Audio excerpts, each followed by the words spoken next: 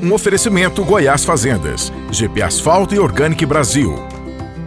As tendências de mercado, novas tecnologias, empreendedorismo, clima e tudo que tem foco no que movimenta o campo são pautas no Agro e Prosa. O seu podcast diário que tem como missão deixar você informado sobre o mundo agro. Divino Ronaldo conduz de forma descomplicada e interativa entrevistas com os maiores especialistas deste mercado. Então vem com a gente! Está começando mais um episódio do Agro e Prosa Podcast. O meu entrevistado de hoje será Francisco Medeiros, presidente da Associação Brasileira de Piscicultura, também conhecida como Peixe BR. E o tema da nossa prosa vai ser o lançamento do Anuário Brasileiro de Piscicultura. Francisco, que prazer ter você aqui. Como é que você está? Tudo bem? Eu estou muito bem. Melhor ainda que estar participando aqui contigo desse programa. Pois é, me conta uma coisa. Você está em São Paulo ou você está no Mato Grosso? Hoje eu estou em São Paulo, mas me dirigindo para o Mato Grosso. Amanhã eu estou lá. Uma Bom paradinha aqui para conversar com vocês. Bom demais da conta.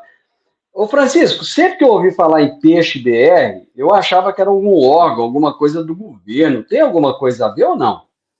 Não. A Peixe BR é a Associação Brasileira da Piscicultura, formada por empresas e produtores ligados à cadeia de produção de piscicultura, ou seja, nós temos produtores, nós temos a indústrias de ração, nós temos a indústria de frigorífico, de processamento, temos a indústria farmacêutica, a indústria de equipamentos, o pessoal que produz genética, a gente chama de casa genética, que é os alevinos.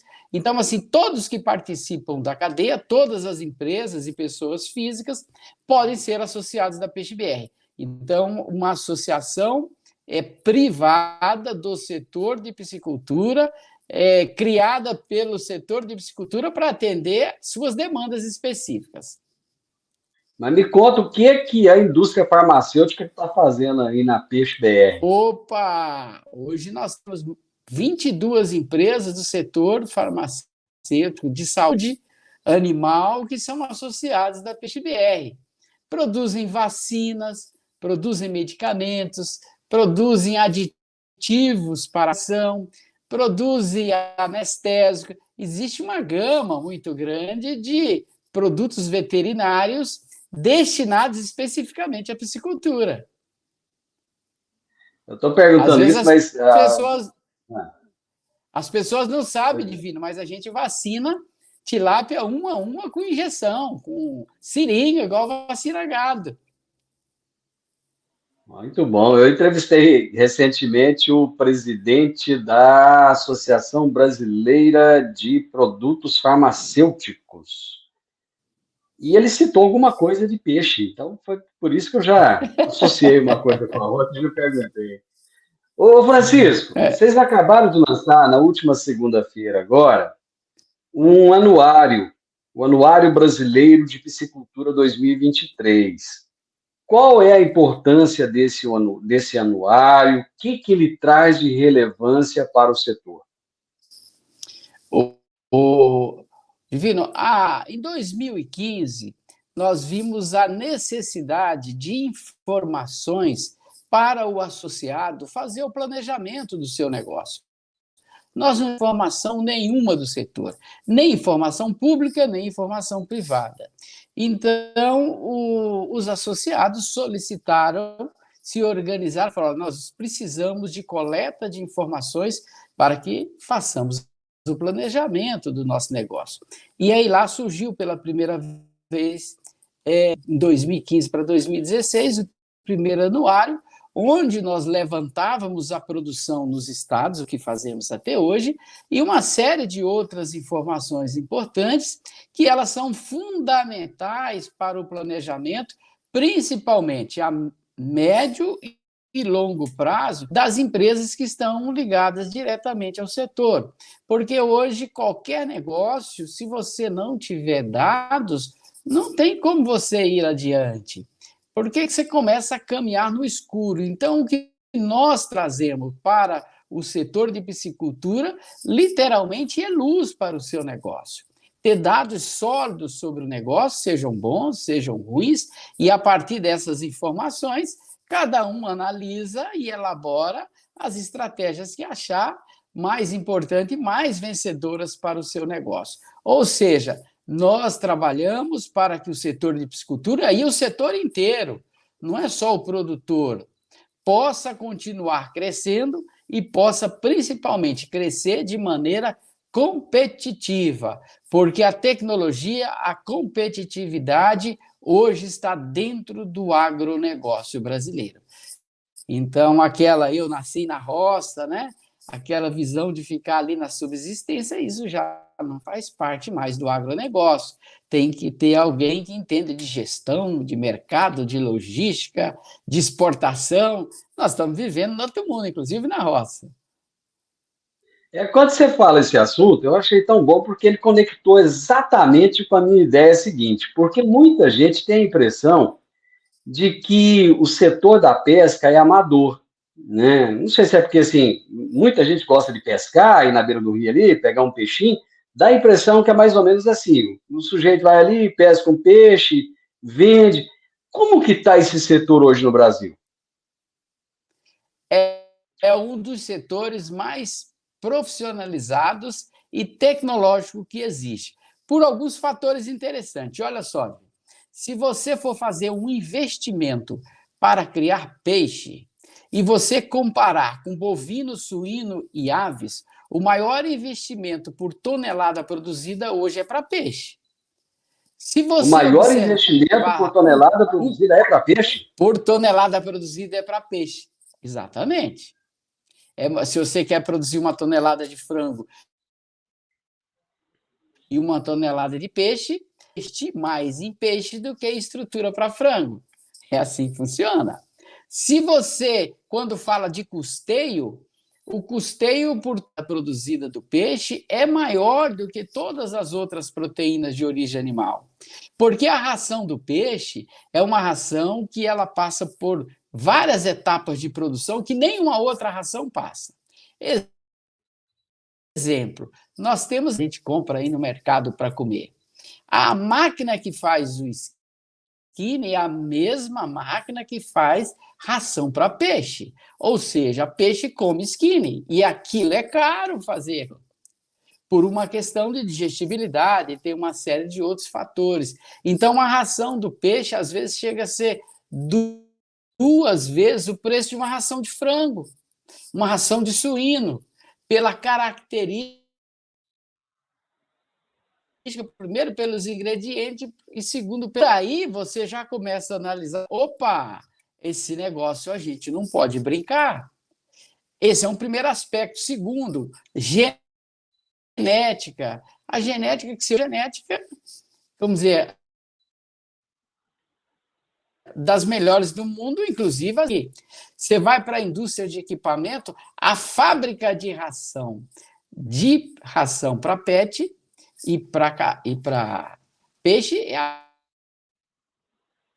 mesma, ou seja, são as mais modernas, muito mais, né? Então, isso a gente tem que observar.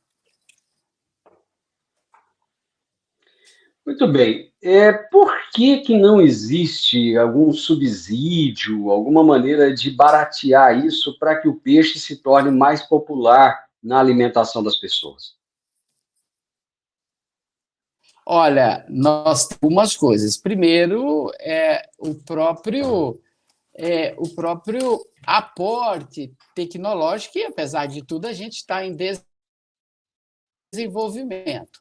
Um fator importante é a questão relacionada à produção. A nossa produção ainda é pequena, olha que coisa. O nosso consumo per capita é de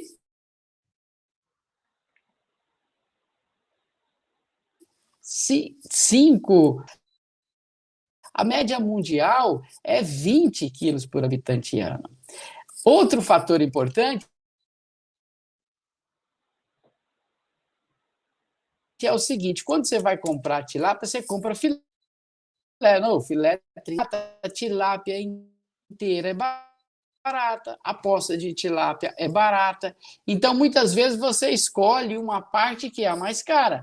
É igual carne bovina. Picanha é caro, filé mignon é caro, mas o músculo que a indústria está começando a fazer agora é oferecer produtos mais acessíveis. E o consumidor, à medida que experimenta, ele também começa a escolher. Vou te dar exemplos. Um dos grandes mercados consumidores de tilápia no Brasil é na região Nordeste, uma região que tem um baixo poder aquisitivo em relação ao Sudeste e Centro-Oeste. O que eles compram? Tilápia inteira. Você vai em todos os mercados e todas as feiras, está lá. Ele compra barato, compra aí por 15, 18 reais o quilo, olha que maravilha. E todo mundo come, certo? Então, a gente tem essa visão, né? Porque a gente está olhando, todo mundo, quando compra filé de tilápia, está comendo picanha, literalmente. Ô, Francisco, a criação desse Ministério da Pesca agora, ele vai trazer alguma relevância maior para o setor? Vai ajudar a popularizar ainda mais e aumentar a produção ou não? Olha, o que acontece? O setor estava caminhando normalmente no Ministério da Agricultura, como caminham as outras proteínas, suíno, aves, bovinos, gado de leite, óbvio, está todo mundo lá sem um ministério e caminhando bem, bem, porque nós somos líderes desse negócio. Mas nós somos um setor ainda novo quando se compara com as outras proteínas. E nós temos alguns gargalos que precisam serem resolvidos. Exemplo,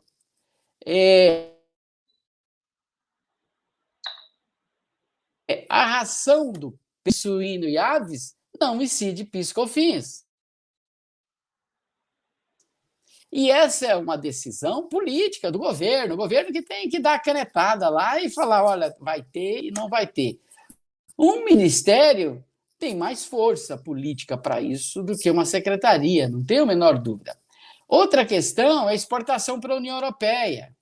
Nós não podemos exportar para a União Europeia por problemas de não conformidade em barco de pesca, não tem nada a ver com a gente, mas o governo brasileiro e a União Europeia acham que tem, que é tudo igual. Então, o Ministério tem força política, primeiro para falar com o próprio presidente, com quem quer que seja, e para falar fora do Brasil, sabe, especificamente sobre esse tema. Então, o que nós acreditamos é que alguns gargalos importantes nós utilizamos o Ministério, força política, para dar. Porque aquele período em que existia de assistencialismo ao produtor de peixe, isso não existe mais espaço. Ou seja, a atividade é profissional, nós não vamos retornar àquele ambiente de que o governo construía fábrica de ração, construía frigorífico, dava levino, fazia viver. Não, o primeiro é que o Brasil não tem mais dinheiro para isso. E segundo que isso não é uma política civil, né? Mesmo porque a gente não vê o governo dando vaca para ninguém, né? Dando, como dizer assim, colheitadeira para ninguém. Todo mundo está tendo que trabalhar aí no dia a dia.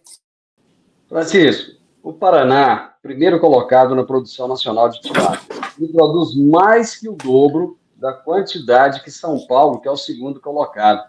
O que levou o estado do Paraná a ser tão privilegiado em detrimento dos outros entes da federação? Olha, não existe um fator específico, isso aí, por isso que está dessa forma. Não, mas existem várias ações. A primeira dela é a questão do licenciamento ambiental, ou seja, o Estado hoje, mais de 90% dos produtores são licenciados e existe um processo célere, claro, e célere de licenciamento ambiental. Vamos dar o exemplo do Estado do Goiás. Nós temos uma legislação extremamente burocrática, demorada, o que desestimula o produtor de fazer o licenciamento ambiental. Hoje, a maioria dos produtores do Estado não tem o licenciamento ambiental. Com isso, nós temos a resolução do Banco Central que quem não tem o licenciamento ambiental não pode acessar crédito de empresas financiadoras públicas ou privadas. Com isso, para você ter ideia, esse ano passado, 30% de todo o custeio do sistema financeiro nacional para a piscicultura foi para o Paraná. Então, assim, fazer a base, estruturar o negócio. Hoje, no Goiás, a gente não tem nenhum grande investidor no momento. Por quê? Porque tem uma série de dificuldades, você demora, às vezes, mais de um ano para conseguir só uma licença. Então, esse foi um primeiro aspecto. O segundo aspecto foi a entrada das empresas que produzem já suínos e aves, principalmente, no negócio. E aí eles aproveitaram toda aquela estrutura que eles tinham de produção de ração do próprio integrado. Hoje, no Paraná, o integrado de aves e suína é um integrado de tilápia. E aí eles já têm a fábrica de ração, assistência técnica, o frigorífico, agora o mais importante deles. Eles têm comercialização e logística. Então, hoje, você anda o Brasil inteiro, você vê frango do Paraná, você vê frango, e aí ele leva junto, vende para Manaus, ele vende tilápia junto.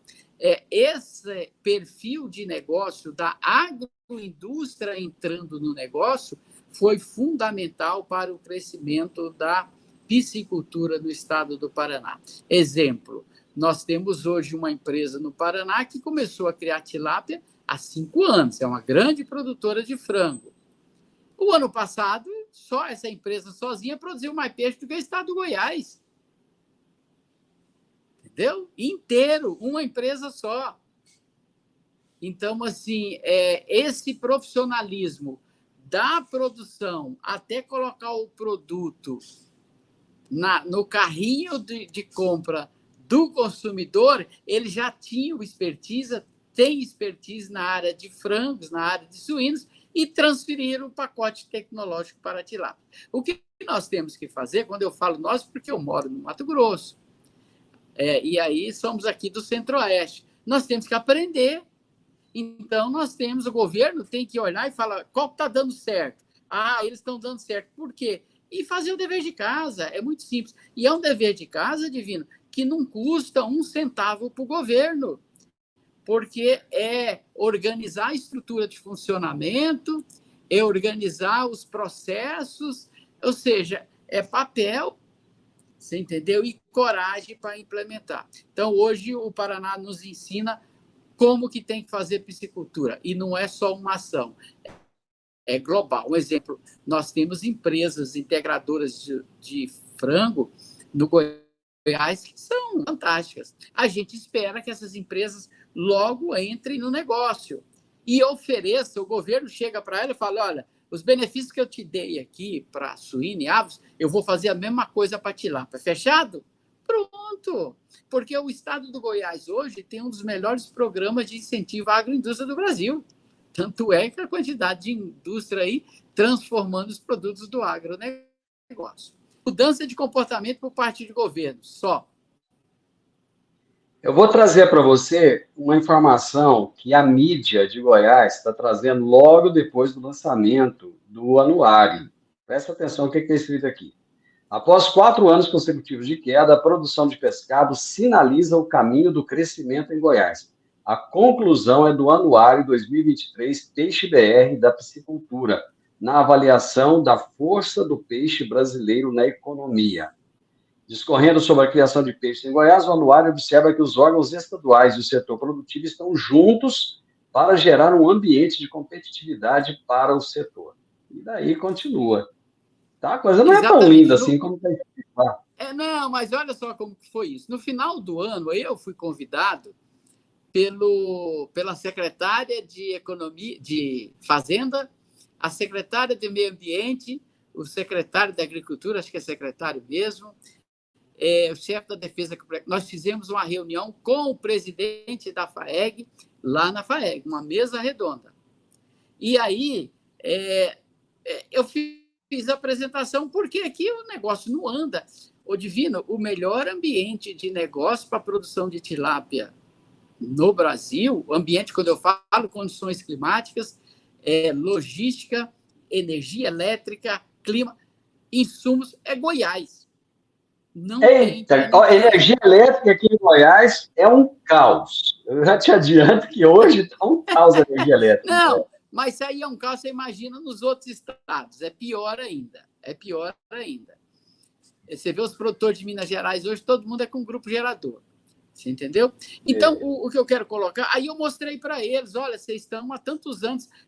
O estado do Goiás era o único estado produtor de tilápia no Brasil que, ano após ano, tinha queda de produção. Então, com essa conversa, pelo menos, foi no final do ano agora, nós mostramos isso que eu estou falando para você, nós falamos para o secretário. E aí, eles, como diz assim, é decisão deles fazer ou não fazer. Tá? Se não fizer, não é por falta de informação. Eu vou dar um exemplo.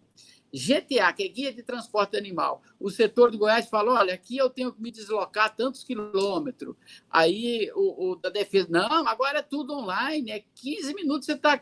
Aí ele falou, não, mas para piscicultura não é. Aí ele perguntou para um dirigente, é assim? Ele falou, nós não inserimos a piscicultura ainda no sistema. Ele nem sabia. A secretária do Meio Ambiente falou, não, nós estamos hoje com a maior velocidade de licenciamento ambiental do agronegócio. Aí um levantou, não, mas peraí, mas a piscicultura... Aí ela descobriu lá na mesa que a piscicultura não estava seguindo as normas que ela determinou para os outros setores. Falta de conversa, falta de informação, e olha o prejuízo que isso estava trazendo para o Estado, está trazendo para o Estado. O governo já implanta essas metodologias, esses procedimentos para suíno, para aves, para bovinos, e estava desprezando a piscicultura. Então, por isso que eu acredito, Divina, sabendo da verdade, né, esperamos que o governo faça o que precisa ser feito, porque que é só incorporar a atividade aos outros processos das outras atividades de licenciamento do Estado. Pois é, Francisco, a produção de peixe ela está aumentando. Vocês trouxeram os dados no orçamento anuário, ano a ano ela está aumentando, mas o brasileiro ele come muito pouco peixe, comparado com frango, comparado com suíno. Deixa eu citar o exemplo do suíno. A cadeia da suinocultura passava pelo mesmo problema do peixe. O povo não comia muito, tinha preconceito ainda com o suíno, coisa que não acontece com o peixe. E eles deram uma revolucionada, lançaram cortes, começaram a fazer um marketing em cima. Será que não está na hora de fazer um marketing em cima do peixe também e mostrar que não é só na Semana Santa que come peixe? Mas isso já está sendo feito. Um exemplo, hoje, vamos falar especificamente da tilapicultura, a taxa de crescimento de consumo tem acontecido mês a mês, independente de Semana Santa. Você pode ir na maioria dos restaurantes por quilo que você vai encontrar lá vamos dizer, um filé de tilápia. O que está acontecendo muito bem, você falou. Um exemplo, quando eu era criança, a gente comia frango dia de domingo, porque frango era caro, por incrível que pareça. Passado aí 50, 60 anos... Ninguém quer comer frango mais dia de domingo, porque o frango ficou barato demais. Você come a semana inteira, né? Come a semana inteira. Então, nós estamos exatamente nessa fase. Nós temos um consumo per capita de menos de 10 quilos por habitante ano.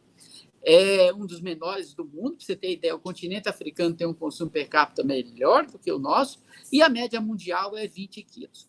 Uma das coisas foi o seguinte, a atividade entrou como atividade, eu falo claramente para você, como business, como negócio, há 5 anos. De 5 anos para cá que o negócio... Não, como um negócio assim, que grupos empresariais, que grupo de investidores sentam para avaliar. Eu vou montar um frigorífico de frango ou vou montar um de peixe. Ele entrou no portfólio dos investidores, dos fundos de investimento, dos bancos, recentemente, e das grandes empresas de proteína que eu acabei de falar para você. Então, isso é uma coisa muito recente. Então, a nossa produção é muito pequena. Ô, Divino, a gente importa, comprando peixe de outros países, 7,5 bilhões por ano. Nós praticamente produzimos uma safra e compramos mais uma para alimentar o povo. Por isso que eu falo que o setor tem muito a crescer. Nós estamos comprando uma safra fora do Brasil para atender essa demanda pequenininha. Então, hoje, vamos imaginar o seguinte, se cada consumidor brasileiro resolvesse comer por ano mais um filé de tilápia, só um, nós não teríamos peixe. Pois é, aí deixa eu tirar um nó que dá na cabeça das pessoas aqui. Se a produção não é capaz de abastecer o mercado interno, por que se preocupar em exportar? Porque é o seguinte, o mercado interno tem uma economia extremamente variável. Ela não é uma economia estável. Então, hoje está muito bom e amanhã está muito ruim. A ideia da exportação é para manter a saúde financeira da empresa. Porque se ele, em determinados momentos, ele continua aqui no Brasil, um exemplo, nós temos variações de poder aquisitivo muito grande, a pandemia aí foi um exemplo disso. E o produto é uma commodity, que usa outras commodities para, como diz assim, para produzir. E as outras proteínas já fazem isso muito bem. Suíno, aves e bovinos utiliza essa estratégia. No momento assim que você tem dificuldade no mercado interno, vamos exportar, que é para manter a saúde financeira do negócio, pela variação que a gente tem da nossa economia. Um exemplo, um deles é a questão de câmbio, né? O câmbio está bom hoje, tá, mas amanhã o ministro da Economia amanhece com outra cabeça e despenca ou sobe demais. Então, a exportação hoje é uma estratégia de sobrevivência das empresas que produzem proteína animal no Brasil. Fala-se muito da tilápia, né? Mas Rondônia está em primeiro lugar na produção de peixes nativos. Há um espaço de crescimento para esse segmento? Olha, depois de 5 anos de queda também, que está igual o Goiás, o Rondônia, né? O peixe nativo estava 5 anos em queda, pela primeira vez nós tivemos uma pequena retomada. O que aconteceu, Divina, é o seguinte, a tilápia ganhou muita competitividade. Eu vou dar um número, que para quem trabalha com agro fica fácil. E quem escuta, né, quem sabe. A gente produz, em Mato Grosso, em Rondônia, em média, de 7 a 10 toneladas por hectare ano de tambaqui. O produtor de tilápia produz, em média, de 50 a 70 toneladas por hectare ano. Uau! Você entendeu? Então, assim, o nosso peixe de Rondônia, do Mato Grosso, do Goiás, aí mesmo, que produz bastante peixe redondo, ele tem um ciclo de produção de 12 a 15 meses. Eles lá fazem ciclos de produção de 6 a 8. Nos peixes nativos, nós temos uma conversão de 1,8 a 2, 2,2, que é 1,8 kg de ração para produzir 1 kg, 2 kg. A tilápia faz média de 1,4 a 1,5. Então, assim, questões relacionadas à economia, porque tem um fator importante. O consumidor, quando ele vai na gôndola de supermercado, a etiqueta que ele olha é a de preço. Ele não quer saber o pacote tecnológico que você está utilizando lá na lavoura. Ele quer preço e ponto final. Você entendeu? Então, hoje, o que nós trabalhamos, inclusive no anuário lançamos uma estratégia que é a integração tambaqui-curimbatá, da mesma forma que tem a integração floresta-pecuária. Lavoura-pecuária, floresta. Nós lançamos e que realmente, com o respaldo dos pesquisadores e cientistas, comprovadamente traz competitividade. Mas a nossa posição... Parece que um não concorre com o outro, um faz complementar o outro, o tambaqui com o curimbatá. Se complementa, exatamente. Reduz custo de produção e mantém o faturamento, com custo de produção menor. O que tem como consequência? Sobra de dinheiro no bolso do produtor. Então, assim, o que nós temos que fazer, e a gente está trabalhando nesse sentido, é valorizar o produto. Nós não podemos vender o produto de Rondônia, o tambaqui de Rondônia, pelo preço que está sendo praticado hoje.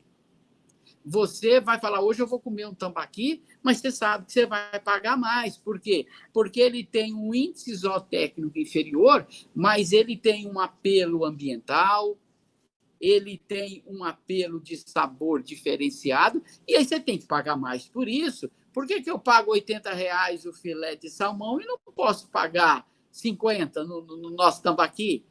Você entendeu? Então, é uma mudança de comportamento nossa que nós temos que apresentar esse produto de maneira diferenciada. Nós não podemos colocar ele como produto de combate que nós estamos. Então, é uma estratégia de médio e longo prazo, que, como aconteceu com o suíno, você falou muito bem, essa é uma excelente estratégia para o produtor de tambaqui, para a gente, tipo assim, colocar ele na prateleira cima do supermercado, entendeu? Com um produto mais alto. Um exemplo, hoje, se você quer comer um frango caipira, você já sabe que vai pagar no mínimo o dobro, o triplo, 4 vezes o preço que você vai lá e compra um frango congelado de granja.